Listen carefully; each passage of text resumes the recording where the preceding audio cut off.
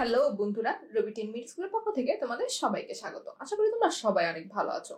আমি আনিকা মাহাজাবিন। আজকে আমরা আমাদের শেষ এবং নতুন একটি অধ্যায় পড়বো, সেটা হচ্ছে 11 নম্বর অধ্যায়। ক্লাস 6-এও তোমরা তথ্য উপাত্ত সম্পর্কে পড়ে আসার কথা। তো চলো আমরা এই অধ্যায়টি দেখি। প্রথমে আমরা দেখবো যে তথ্য ও উপাত্ত বলতে আসলে কি বোঝায়। ঠিক আছে, মনে করো তুমি একটি ক্লাসরুমে পড়াশোনা করছো। এখন সেই ক্লাসরুমে তোমরা কয়জন স্টুডেন্ট আছো, ঠিক আছে, কার বয়স কত, এগুলো একটি তথ্য।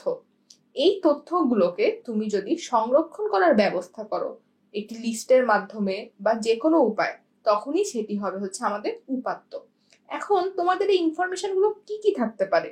তোমাদের বয়স হতে পারে, উচ্চতা হতে পারে, যে কোনো একটি পরীক্ষায় প্রাপ্ত নম্বরও হতে পারে।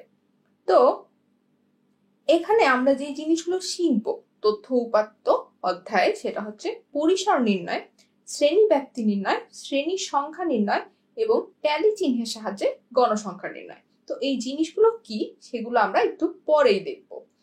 তো এখানে আমাদেরকে যেটা বলছে যে জ্ঞান বিজ্ঞানের ব্যাপক প্রসার ও উন্নয়নে এই তথ্য উপাত্ত একটি গুরুত্বপূর্ণ ভূমিকা রেখেছে। ঠিক আছে, তথ্য উপাত্ত উপস্থাপনের ব্যাপকতা লাভ করেছে সংখ্যার ব্যবহার, আর এই সংখ্যাসূচক তথ্যই হচ্ছে আমাদের পরিসংখ্যান। তাই পরিসংখ্যানের মৌলিক ধারণাও আমাদের অবশ্যই জানতে হবে।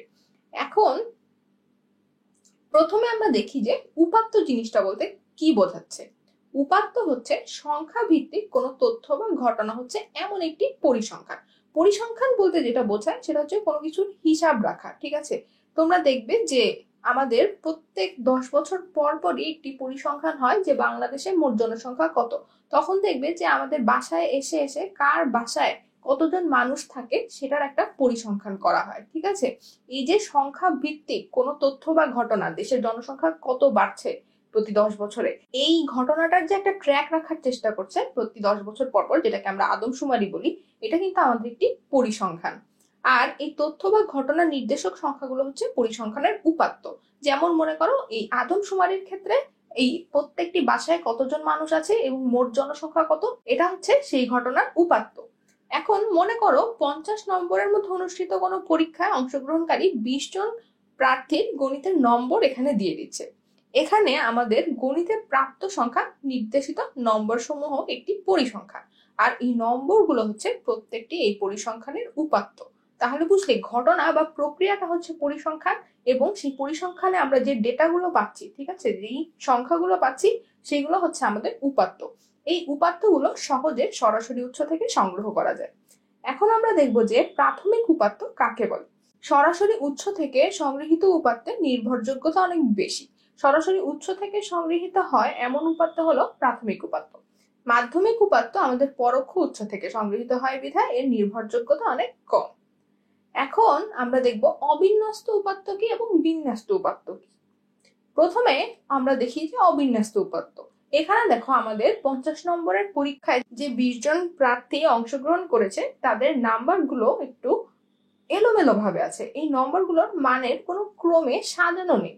তো এই ধরনের উপাত্ত হচ্ছে আমাদের অবিন্যস্ত উপাত্ত।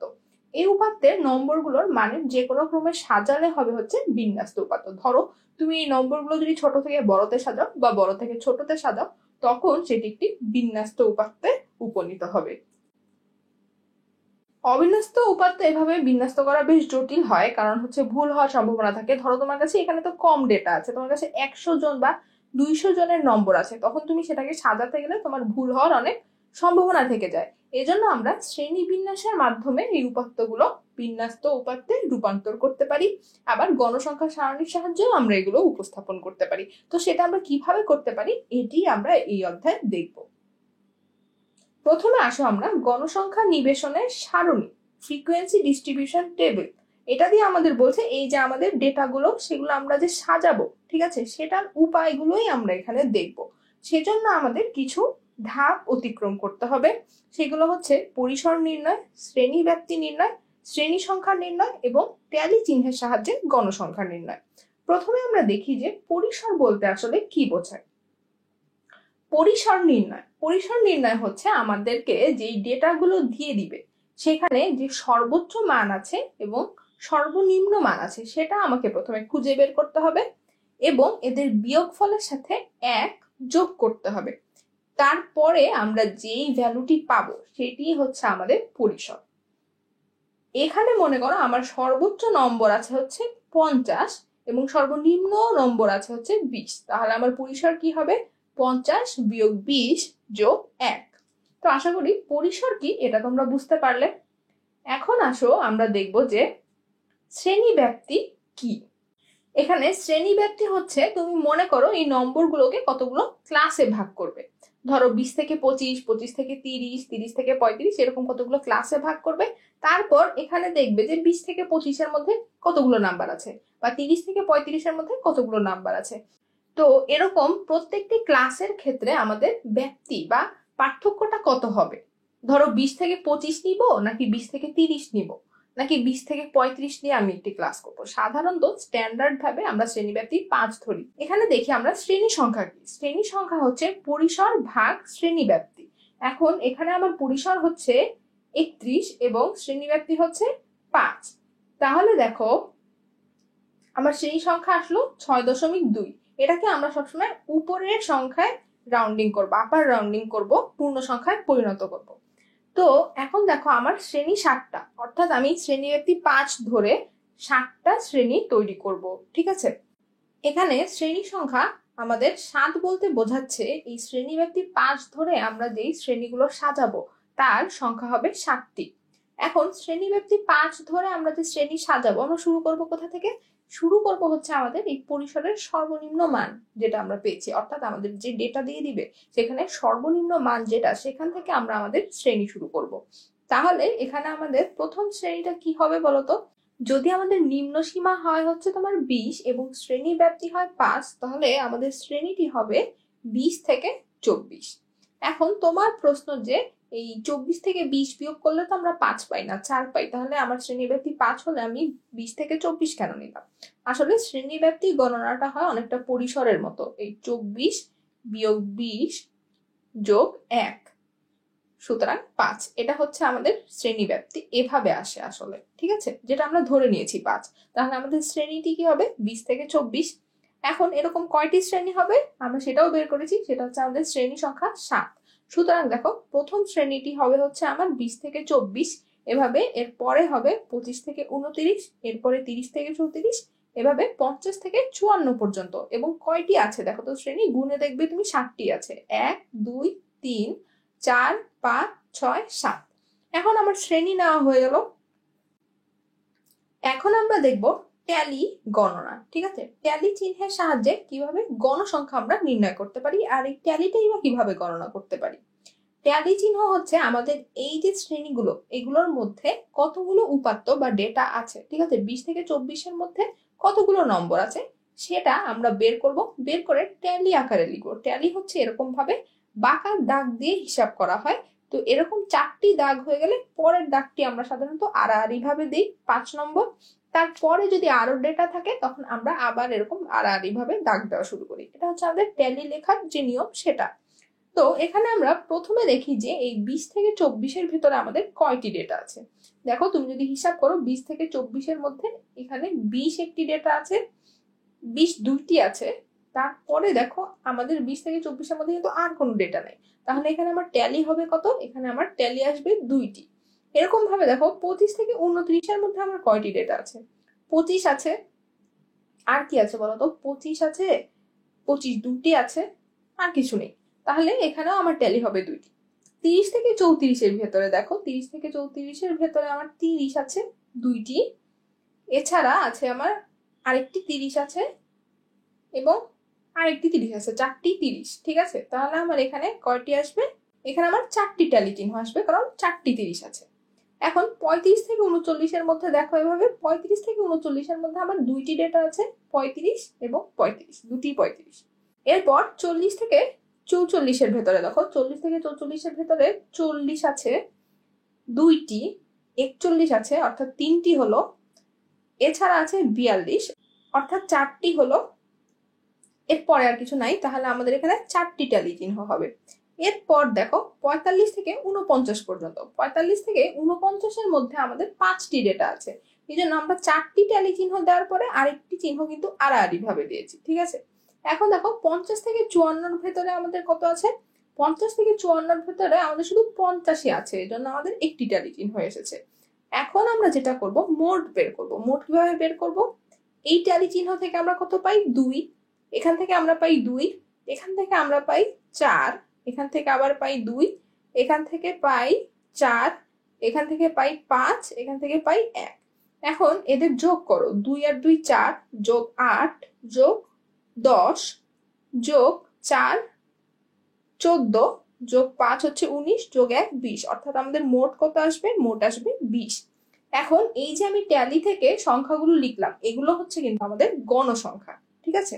তো আশা করি ট্যালি চিহ্ন বের করা এবং গণসংখ্যা লেখা এটা তোমরা সহজেই বুঝতে পারলে। তোমাদের তথ্য বা ডেটা যদি কম দেওয়া থাকে তাহলে এভাবে ট্যালি চিহ্ন করা এবং গণসংখ্যা বের করা কোনো কঠিন কাজ না, সহজেই তোমরা এটা করতে পারবে। কিন্তু অনেক ডেটা দেওয়া থাকলে তখন এই ট্যালিতে অনেক সময় তোমাদের ভুল হয়ে যেতে পারে, এটা করার সময় তোমাদের একটু সাবধান থাকতে হবে, ঠিক আছে?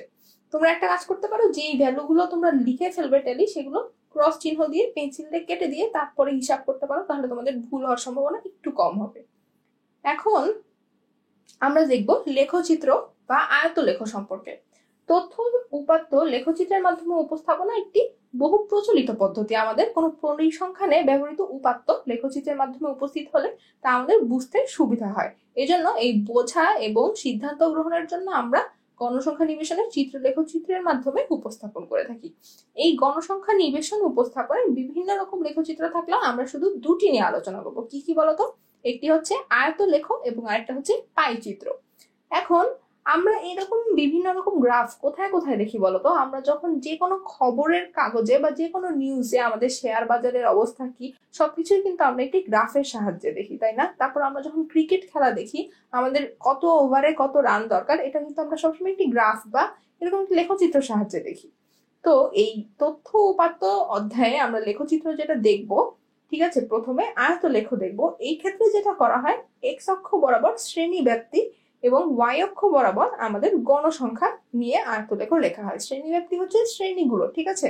মনে করো আমরা 20 থেকে 24, তারপরে 25 থেকে 29, এভাবে যে শ্রেণীগুলো ধরেছিলাম সেগুলো থাকবে হচ্ছে আমাদের এক্স অক্ষ বরাবর, এবং ওয়াই অক্ষ বরাবর থাকবে হচ্ছে আমাদের যেই গণসংখ্যা আমরা পেয়েছি সেগুলো। তো এই আয়তের ভূমি হয় হচ্ছে আমাদের শ্রেণীব্যাপ্তি এবং উচ্চতা হয় হচ্ছে গণসংখ্যা। এখন আসো আমরা এই একটি উদাহরণ দেখি আমাদের লেখচিত্রের, ঠিক আছে? এখানে দেখো এই এক্স অক্ষ বরাবর এখানে যে শ্রেণীগুলো 114 থেকে 124, তারপরে আবার 124 থেকে 134, তারপর 134 থেকে 144, আবার 144 থেকে 154, এভাবে আমরা আমাদের এই এক্স অক্ষ সাজিয়েছি। ওয়াই অক্ষে দেখো এই 114 থেকে 124-এর ভেতরে আমাদের গণসংখ্যা কত? 3। এই ওয়াই অক্ষ বরাবর গিয়েছি হচ্ছে 3 ঘর, দেখো 1 2 3। আবার এই 134 থেকে 144 পর্যন্ত আমাদের গণসংখ্যা হচ্ছে 10, এর জন্য আমরা ওয়াই অক্ষ বরাবর 10 ঘর গিয়েছি। এভাবে আমরা আমাদের এই লেখচিত্রটি এঁকেছি। তো এটি হচ্ছে আমাদের মূলত আয়তলেখ। তোমাকে যখন আয়তলেখ আঁকতে বলবে তোমাকে অবশ্যই তখন এই শ্রেণী ব্যাপ্তি এবং গণসংখ্যা বের করে নিতে হবে। এখানে স্কেলিং এর ব্যাপারে একটি জিনিস লক্ষ্য করো, ওয়াই অক্ষ বরাবর আমাদের 3, অর্থাৎ কিন্তু আমরা 3 ঘর গিয়েছি, কিন্তু এক্স অক্ষে দেখো এই 114 থেকে 124 আমাদের কিন্তু 4 বর্গ ঘর সমান 10 একক ধরে আমরা গিয়েছি, ঠিক আছে? কারণ এখানে দেখো 114 থেকে 124-এর পার্থক্য হচ্ছে 10, কিন্তু আমরা নিয়েছি কত? 4 ঘর, সেই জন্য আমাদের এক্স অক্ষ বরাবর 4 বর্গ সমান 10 একক। তাহলে তুমি যেভাবে গ্রাফ আঁকবে সেভাবে স্কেলটাও কিন্তু তোমাকে নির্দিষ্ট করে দিতে হবে, সেটা তুমি গ্রাফের ভেতরেই করতে পারো। এর পরের বিষয় হবে হচ্ছে আমাদের একটি কাজ, সেটা হচ্ছে তুমি 30 জন নিয়ে একটি দল গঠন করবে। দলের সদস্যদের গণিতে প্রাপ্ত নম্বরের একটি গণসংখ্যা নিবেশন সারণী তৈরি করবে। তাহলে এটি এখনই করে ফেলো, তুমি কালকে ক্লাসে গিয়ে তোমার 10 জন বা 30 জন বন্ধুর একটি দল গঠন করো। তারপর তারা এর আগের বার্ষিক পরীক্ষায় অঙ্কে সবাই কত নম্বর পেয়েছে সেটা নিয়ে তুমি একটি গণসংখ্যা নিবেশন কিন্তু সহজেই করে ফেলতে পারো। তুমি তথ্যগুলো নিবে, তথ্যগুলো নিয়ে যেভাবে শিখিয়ে দিলাম সেভাবে শ্রেণী তৈরি করবে, শ্রেণী ব্যাপ্তি ঠিক করবে এবং শ্রেণীগুলো ঠিক করে গণসংখ্যা সারণী তৈরি করবে। এরপরে তোমরা যেটা করবে সেই গণসংখ্যা নিবেশনের আয়তলেখটা এঁকে ফেলবে। আশা করি এই কাজ দুটি তোমরা করতে পারবে। এখানে আমাদের আজকের ক্লাসটি শেষ হলো। এর পরের দিন আমরা পাই চিত্র এবং কেন্দ্রীয় প্রবণতা নিয়ে আলোচনা করব। তাহলে ভালো থাকো, ধন্যবাদ।